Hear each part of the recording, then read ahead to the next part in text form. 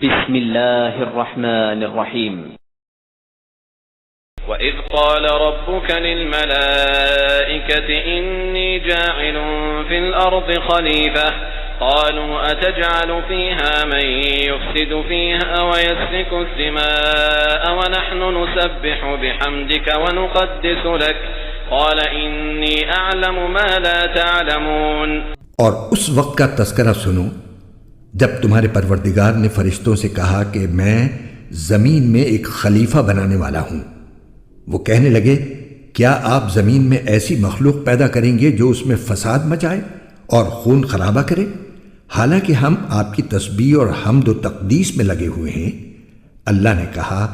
میں وہ باتیں جانتا ہوں جو تم نہیں جانتے۔ آیت 21 اور 22 میں صرف اللہ تعالیٰ کی عبادت واجب ہونے کی نہایت مختصر اور سادہ مگر مضبوط دلیل یہ دی گئی تھی کہ جس نے تمہیں پیدا کیا ہے وہی عبادت کا مستحق ہے۔ آیت 28 میں کافروں کے کفر پر تعجب کا اظہار بھی اسی بنا پر کیا گیا تھا۔ اب انسان کی پیدائش کا پورا واقعہ بیان کر کے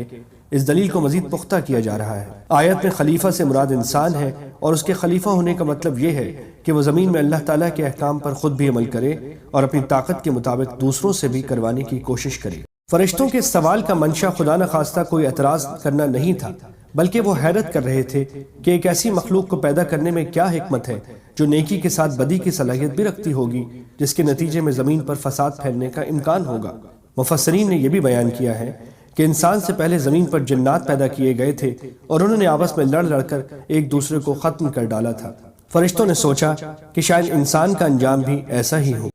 فعلم آدم الأسماء كلها ثم عرضهم على الملائكة فقال أنبئوني بأسماء هؤلاء إن كنتم صادقين۔ اور آدم کو اللہ نے سارے نام سکھا دیے، پھر ان کو فرشتوں کے سامنے پیش کیا اور ان سے کہا اگر تم سچے ہو تو مجھے ان چیزوں کے نام تو بتلاؤ۔ ناموں سے مراد کائنات میں پائی جانے والی چیزوں کے نام، ان کی خاصیتیں اور انسان کو پیش آنے والی مختلف کیفیات کا علم ہے، مثلا بھوک، پیاس، صحت اور بیماری وغیرہ۔ اگرچہ آدم علیہ السلام کو ان چیزوں کی تعلیم دیتے وقت فرشتے بھی موجود تھے، لیکن چونکہ ان کی فطرت میں ان چیزوں کی پوری سمجھ نہیں تھی، اس لیے جب ان کا امتحان لیا گیا تو وہ جواب نہیں دے سکے، اور اس طرح اللہ تعالیٰ نے عملی طور پر انہیں باور کرا دیا کہ جو کام اس نئی مخلوق سے لینا مقصود ہے وہ فرشتے انجام نہیں دے سکتے۔ قالوا سبحانك لا علم لنا إلا ما علمتنا إنك أنت العليم الحكيم۔ وہ بول اٹھے آپ ہی کی ذات پاک ہے، جو کچھ علم آپ نے ہمیں دیا ہے اس کے سوا ہم کچھ نہیں جانتے، حقیقت میں علم و حکمت کے مالک تو صرف آپ ہیں۔ ظاہر ان الفاظ سے یہ معلوم ہوتا ہے کہ نام صرف حضرت آدم علیہ السلام کو سکھائے گئے تھے اور فرشتے اس تعلیم میں شریک نہیں تھے۔ اس صورت میں ان سے ان ناموں کے بارے میں پوچھنا یہ جتانے کے لیے تھا کہ تم میں وہ صلاحیت نہیں رکھی گئی جو آدم علیہ السلام کی تخلیق سے مقصود ہے۔ دوسرا احتمال یہ بھی ہے کہ آدم علیہ السلام کو سکھاتے وقت فرشتے موجود تو تھے، لیکن چونکہ ان میں ان باتوں کو سمجھنے یا یاد رکھنے کی صلاحیت نہیں تھی، اس لیے وہ امتحان کے وقت جواب نہ دے سکے۔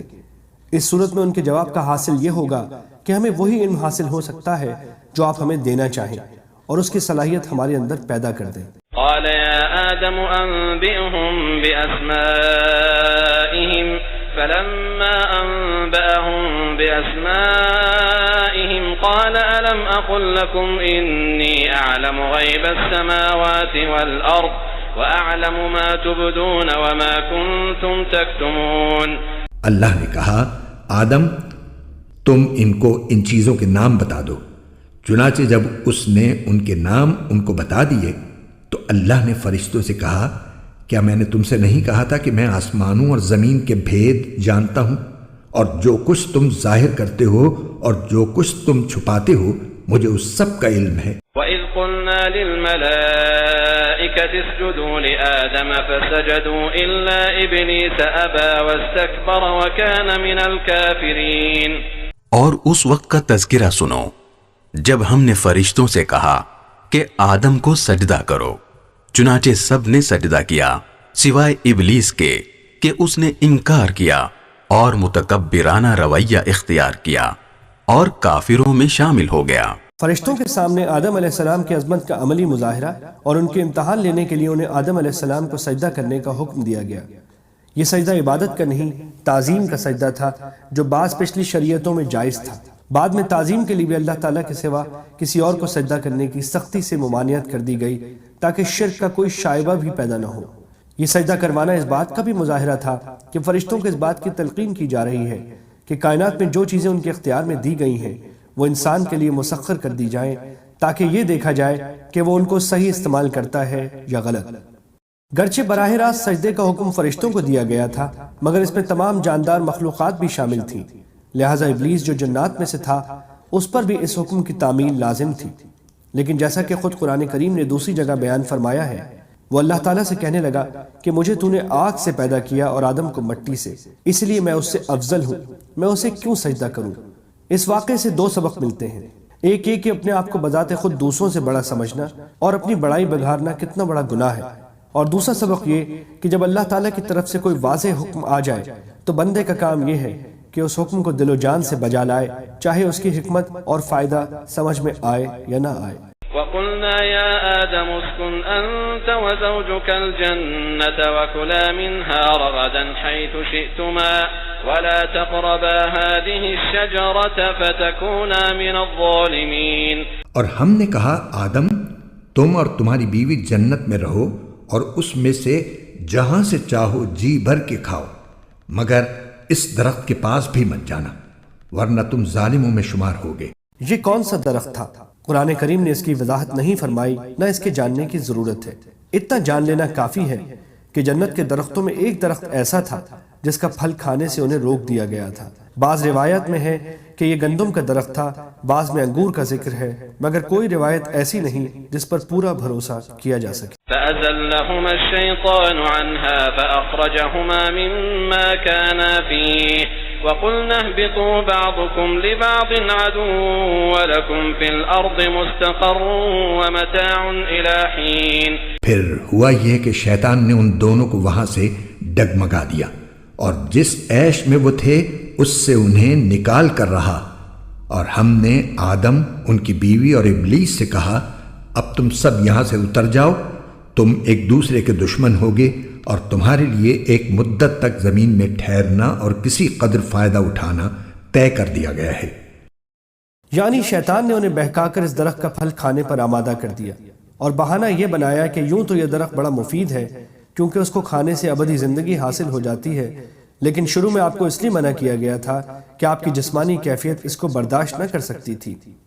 اب چونکہ آپ جنت کے ماحول کے عادی ہو گئے ہیں اور آپ کے قوا مضبوط ہو چکے ہیں، اس لیے اب وہ ممانعت باقی نہیں رہی۔ اس واقعے کی مزید تفصیل کے لیے دیکھیے سورہ اعراف اور سورہ طہ۔ مطلب یہ ہے کہ اس واقعے کے نتیجے میں آدم علیہ السلام اور ان کی اہلیہ کو جنت سے اور شیطانوں کو آسمانوں سے نیچے زمین پر اترنے کا حکم دے دیا گیا۔ ساتھ ہی یہ بھی بتا دیا گیا کہ انسان اور شیطان کے درمیان رہتی دنیا تک دشمنی قائم رہے گی اور زمین کا یہ قیام ایک معین مدت تک ہوگا جس میں کچھ دنیاوی فائدے اٹھانے کے بعد سب کو بالآخر اللہ تعالیٰ کے پاس دوبارہ پیش ہونا ہوگا۔ فَتَلَقَّى آدَمُ مِن رَّبِّهِ كَلِمَاتٍ فَتَابَ عَلَيْهِ إِنَّهُ هُوَ التَّوَّابُ الرَّحِيمُ۔ پھر آدم نے اپنے پروردگار سے توبہ کے کچھ الفاظ سیکھ لیے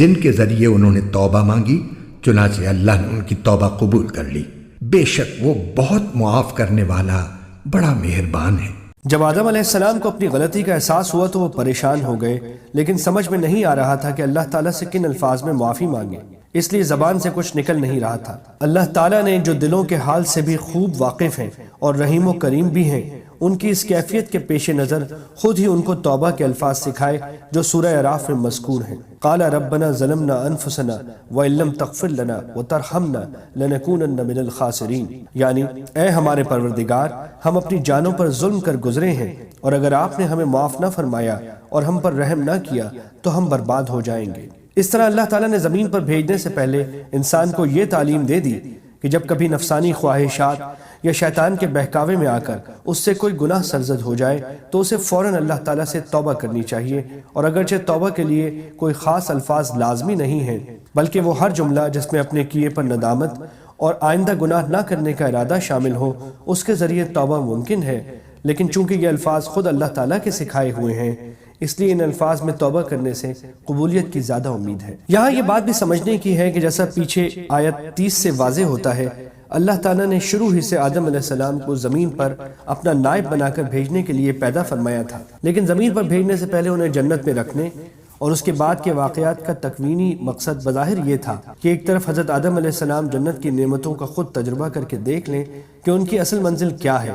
اور زمین پر پہنچنے کے بعد اس منزل کے حصول میں کس قسم کی رکاوٹیں پیش آ سکتی ہیں اور ان سے نجات پانے کا کیا طریقہ ہوگا۔ چونکہ فرشتوں کے مقابلے میں انسان کا امتیاز ہی یہ تھا کہ اس میں اچھائی اور برائی دونوں کی صلاحیت رکھی گئی تھی، اس لیے ضروری تھا کہ اسے زمین پر بھیجنے سے پہلے ایسے تجربے سے گزارا جائے۔ پیغمبر چونکہ معصوم ہوتے ہیں اور ان سے کوئی گناہ سرزد نہیں ہو سکتا، اس لیے آدم علیہ السلام کی یہ غلطی در حقیقت اجتہادی غلطی، بونافائیڈ مسٹیک تھی، یعنی سوچ کی یہ غلطی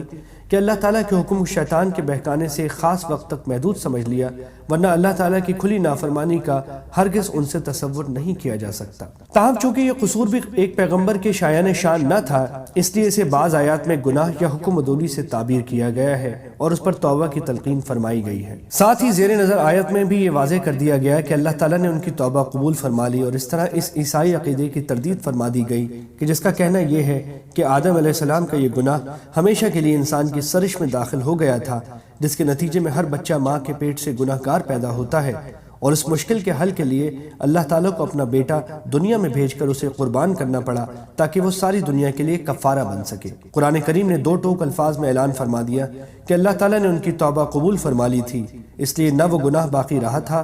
نہ اس کے اولاد آدم کی طرف منتقل ہونے کا کوئی سوال ہے، کیونکہ اللہ تعالیٰ کے قانون عدل میں ایک شخص کے گناہ کا بوجھ دوسرے کے سر پر نہیں ڈالا جاتا۔ قُلْنَا اهْبِطُوا مِنْهَا جَمِيعًا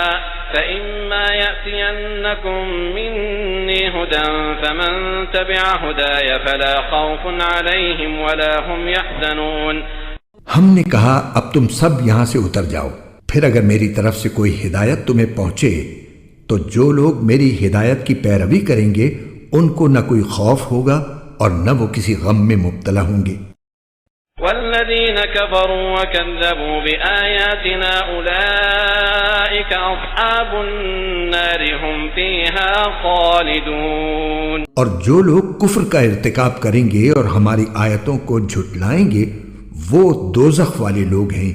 جہاں وہ ہمیشہ رہیں گے۔